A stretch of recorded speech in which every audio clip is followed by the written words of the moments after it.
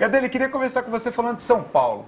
Né? Vamos falar um pouco desses resultados do Datafolha aí. Saiu agora há pouco, hein? Pesquisa Fernando quentinha Haddad. isso. E aí, o que a gente pode falar do pessoal? Mudou o cenário, não mudou? O que tem pra gente conversar? Olha, até pegando aqui o papel, a gente já tem aqui uma arte, ó, saiu agora há pouco, pesquisa Datafolha, o candidato do PT, Fernando Haddad, segue na liderança com 39%.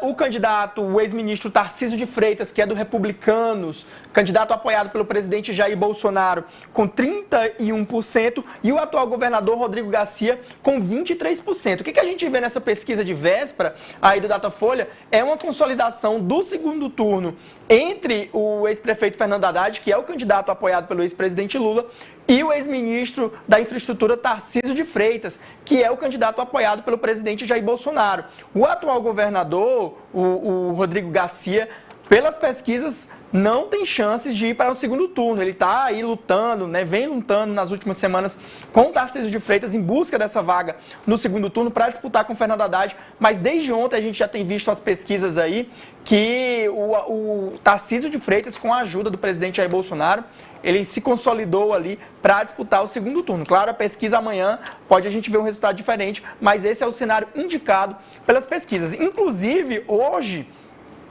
São Paulo, que é o maior colégio eleitoral, tanto Lula quanto Jair Bolsonaro encerraram suas campanhas com atos lá na capital paulista. O ex-presidente Lula fez uma caminhada com o Fernando Haddad ali pela Paulista, desceu a Avenida Consolação, e o presidente Jair Bolsonaro participou de uma motociata com o Tarcísio de Freitas, justamente, tanto Lula quanto Bolsonaro tentando, né, reforçar seus respectivos candidatos. Igor, a gente conversou, a gente está com o vídeo aí da motociata do Bolsonaro, a gente conversou essa semana, a gente estava conversando ali, e a gente via que o Rodrigo Garcia chegou a ensaiar uma aproximação. Pelo visto, foi um voo curto, né? Ele não conseguiu, de fato, chegar próximo a Tarcísio. Não conseguiu. E é engraçado, viu, Prisco? Porque se confirmar a ausência do PSDB no segundo turno das eleições deste ano, nós vamos ter aí já amanhã a derrota do PSDB em São Paulo. O PSDB governa São Paulo há mais de 20 anos, com sucessivos governadores que são filiados ao PSDB. Já teve Geraldo Alckmin, já teve João Dória, já teve Mário Covas, já teve inúmeros governadores, já teve José Serra também. Então, se o PSDB ficar de fora do segundo turno, o PSDB, obviamente, vai perder o comando de São Paulo, maior estado do país, maior reduto eleitoral, maior colégio eleitoral, e essa pode ser a principal derrota nas eleições deste ano para o PSDB, que não tem candidato à presidência da República. O PSDB apoia a Simone Tebet com Mara Gabrilli, candidata a vice. Simone Tebet nas pesquisas também não tem demonstrado chance, mas sem dúvida a derrota mais sentida aí do PSDB vai ser em São Paulo. Igor, você apurou alguma coisa dentro da campanha do Haddad? Eles têm preferência de rival ou você acha que não? Eles não vão declarar isso? Tem, não. Pior que eles têm, viu, preferência de rival. Eles acham a campanha do Fernando Haddad que o Tarcísio é até um adversário melhor do que Rodrigo Garcia. Por quê? As pesquisas internas deles mostram que Haddad tem mais chances de vencer o Tarcísio de Freitas do que vencer o Rodrigo Garcia, né? E, além de tudo, com o segundo turno entre Haddad e Tarcísio de Freitas, o PT vai tentar repetir aquela estratégia da eleição nacional, né? Que é trazer a polarização nacional da eleição entre Lula e Jair Bolsonaro para São Paulo e aí tentar derrotar Tarcísio de Freitas, claro, ali tentando colar a imagem dele à rejeição de Jair Bolsonaro. Teria uma repetição aí, né? Sim, sem dúvida. Agora vamos para o Rio de Janeiro, onde Cláudio Castro, né, tá com 44%, Marcelo Freixo tem 35%, Rodrigo Neves 10%.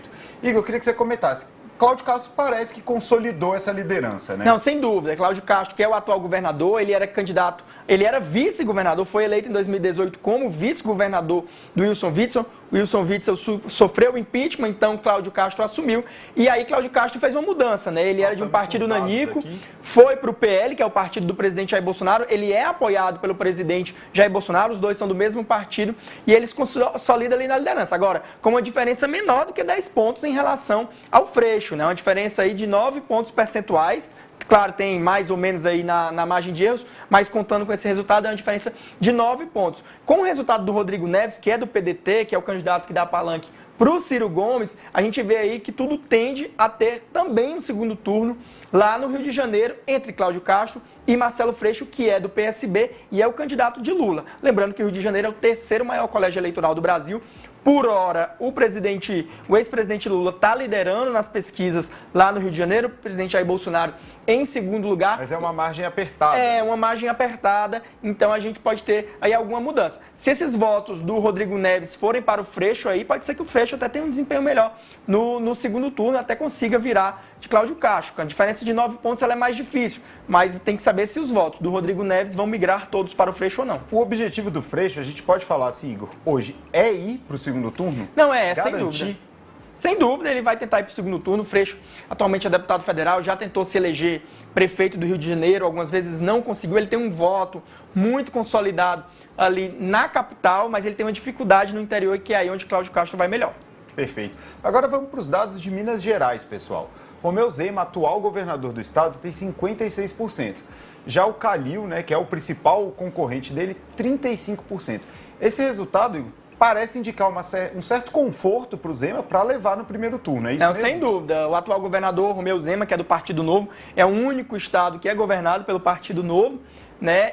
Em 2018 ele foi eleito, ele derrotou tanto candidato do PSDB quanto candidato do PT, com 56%, basicamente, tudo indica que Zema vai ser reeleito no primeiro turno. Isso aí deve trazer um problema, sabe para quem? Para o Bolsonaro e para o ex-presidente Lula. Por quê? Porque nenhum dos dois vai ter um palanque forte em Minas Gerais. Minas Gerais, a gente repete sempre isso, é o estado com o segundo maior colégio eleitoral do Brasil, significa que é o segundo estado com o maior número de eleitores e, tradicionalmente, o candidato a presidente que ganha em Minas Gerais, ele costuma levar a disputa nacional. Se o Zema ele vence no primeiro turno e não declara voto a ninguém, aí tanto o Bolsonaro vai ficar. Hoje o Bolsonaro tem um palanque muito pequeno, que é com o senador Carlos Viana lá, e o ex-presidente Lula também fica ali sem um palanque. Por quê? O ex-prefeito de Belo Horizonte, Alexandre Calil, que é do PSD, é quem dá palanque para o ex-presidente Lula. Até queria te perguntar, Igor, isso, né? Porque a gente está vendo o Zema, que é um candidato que não está alinhado ao Lula liderando, e as pesquisas indicam que o Lula lidera em Minas Gerais. O que explica essa distorção aí? O Zema é um fenômeno próprio, né, do Partido Novo. Ele se elegeu governador sem o apoio das tradicionais forças políticas de Minas Gerais, que eram o PT e o PSDB ali de Aécio Neves, que também chegou a ser governador lá de Minas Gerais. Parece que a população lá estava cansada de PT e PSDB e optou pelo Romeu Zema. Ele teve uma gestão ali marcada pelo ajuste, né, das contas públicas, botou o salário do servidor público em dia, não teve muita margem de manobra de investimento, porque as contas de Minas Gerais já estavam muito ruins, mas a gestão dele parece bem avaliada pelo que mostram as pesquisas, né? O Alexandre Calil, que é o ex-prefeito de Belo Horizonte, ele saiu nesse ano para disputar a eleição. Ele também teve uma gestão muito bem avaliada, mas é na capital. No interior, talvez Calil vai melhor. E conversando com algumas fontes da campanha do Romeu Zema, eles dizem que há sim alguns eleitores que vão votar em Lula, em Zema ou em Bolsonaro e Zema, né? Ele está aí jogando dos dois lados, porque ele diz que não vai votar nem Lula nem Bolsonaro. Ele diz que vai votar no Felipe Dávila, que é o candidato do Novo. Para ele é confortável, né? O Luiz Felipe Dávila tem ali o discurso neutro, não tem chances de vencer, então ele evita se comprometer. Vai esperar quem eventualmente venha ganhar, né? Ele evita se comprometer, porque aí ele consegue votos tanto de eleitores do Lula quanto de eleitores do Bolsonaro. Perfeito. Agora vamos falar da Bahia. O ACM Neto, né, do União Brasil, está com 51%, e o Jerônimo do PT, não estou equivocado? Sim, Jerônimo do PT, Jerônimo Rodrigues. A gente viu uma aproximação que parecia ficar cada vez mais clara, né? Agora em outras pesquisas, distanciou um pouco. O que a gente pode avaliar da Bahia? Olha, aí ainda está muito apertado para dizer que o ACM Neto pode levar no primeiro turno, claro. Amanhã a gente pode ver um resultado diferente. A pesquisa indica aí que o ACM Neto tem chance de vencer no primeiro turno, mas com 51% não é a maior probabilidade. O Jerônimo Rodrigues, ele é o candidato apoiado pelo PT, que comanda a Bahia pelo menos há 8 anos. Né? Na verdade, pelo menos há 16 anos. O PT governou a Bahia por 8 anos com o senador Jacques Wagner e agora está encerrando aí mais um ciclo de 8 anos com o governador Rui Costa, que não pode tentar a reeleição, também não está disputando nenhum cargo nas eleições deste ano.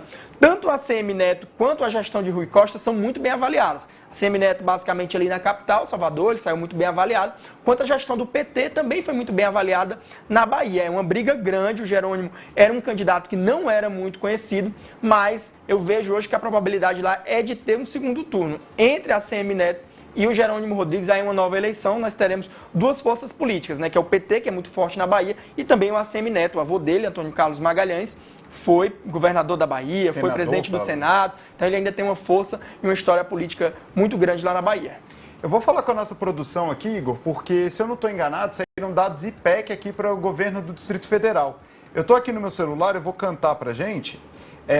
Ibanez tem 46%, Leandro Graz 20%, Isalci aparece com 16%, Paulo Otávio do PSD 8%, Leila do Vôlei 6%, e aí os outros candidatos, Coronel Moreno do PTB 1%, Queca Bagno 1%. Opa, já está aqui. Olha gente, aí, ó. Vamos ver Maravilha. aqui atrás. Já a nossa produção aqui é incrível, gente. Para eu não precisar ficar de cabeça baixa aqui, eles botam. Já estou olhando aqui também. Mas é isso, Igor. Ibanez está 46%, ele tinha 50% no último levantamento do Instituto, né, do IPEC. Lembrando que esses outros que a gente falou, pessoal, eram Datafolha. Agora a gente está no IPEC, que também só está divulgando votos válidos, excluídos brancos e nulos.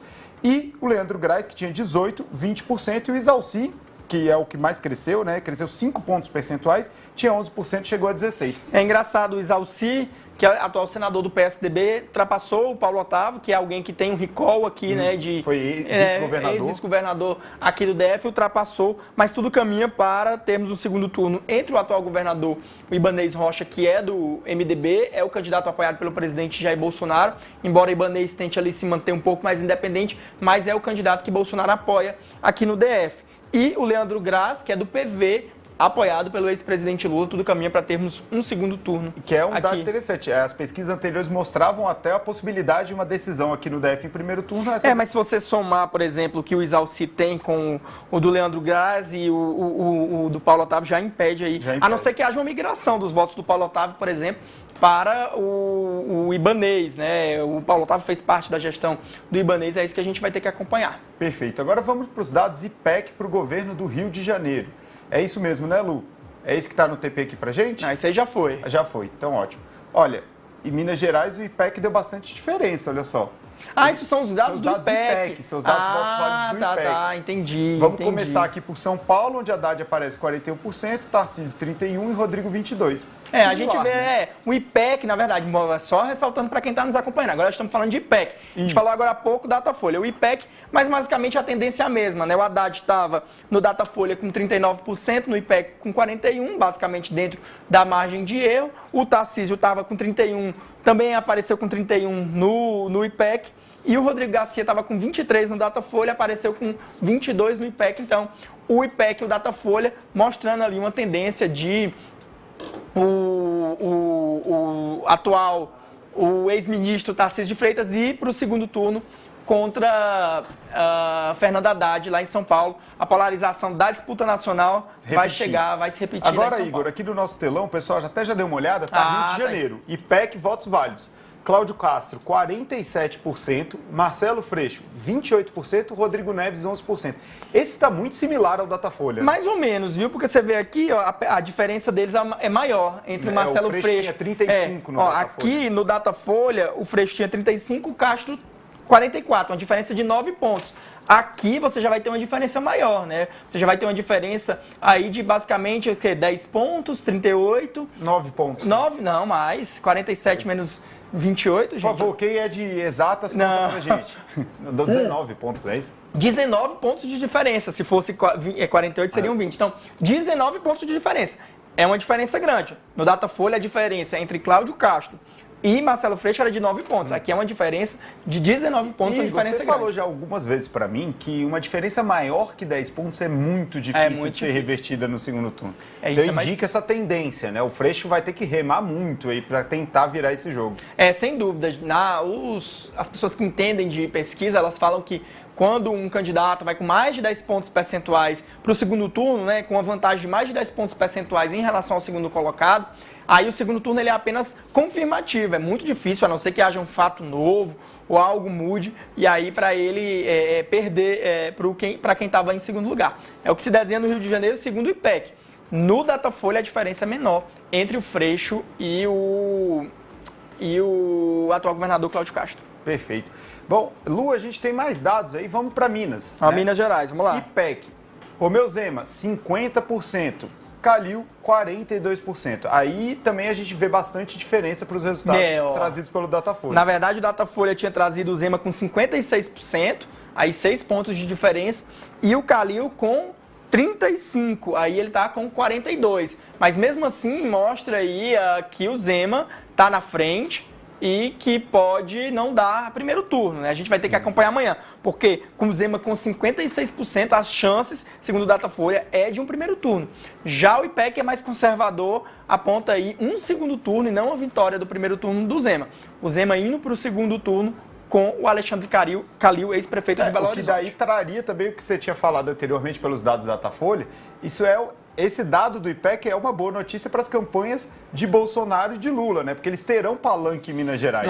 Terão. Na verdade, o Bolsonaro vai ter que convencer o Zema a apoiar ele, né? Isso vai ser um ponto interessante, porque o Zema até agora não declarou voto.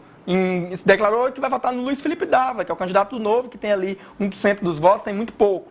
E aí, se o Zema for para o segundo turno com o Alexandre Calil, que já declarou voto no Lula, aí sim o Bolsonaro vai ter que forçar o Zema, ou o próprio Zema pode, por livre e espontânea vontade, declarar voto no presidente Jair Bolsonaro e funcionar como palanque principal dele lá, né? Perfeito. Eu vou ler rapidinho aqui os dados do IPEC São Paulo. Haddad aparece com 41%, Tarcísio 31% e Rodrigo Garcia 22%, né, como vocês podem ver na tela. Ó. Aí a gente também tem um certo cenário. Os candidatos aparecem nas mesmas posições, né? Mas os números, os índices são muito diferentes. Rodrigo Garcia performa pior aqui, né? O que me chamou a atenção aqui, ó, se puder manter ali na tela também, acho legal. O candidato do PSTU, que é o Altino Júnior, até então uma pessoa desconhecida, ó, ele está em quarto lugar com 7%, na frente até do Elvis César, que é um candidato do PDT, que é quem dá palanque para o Ciro Gomes. Isso chama um pouco a atenção, inclusive do Vinícius Poit, que é deputado federal, que é o candidato do Partido Novo, tem 5%, um candidato do PSTU em São Paulo. O PSTU é um partido aí que a gente pode até considerar de extrema esquerda, digamos assim, está na frente de outros candidatos que têm aí um nível de conhecimento maior, né? A gente pode chamar de voto de protesto, porque a gente vê até outros candidatos de partidos, vamos dizer assim, menores da esquerda, PCB, PCO, sim, performando, aparecendo aí, né? Gente, eu não sei explicar isso aqui não, viu? O Altino Júnior está com 7%, vai ser uma surpresa, certamente o PSTU vai comemorar, viu?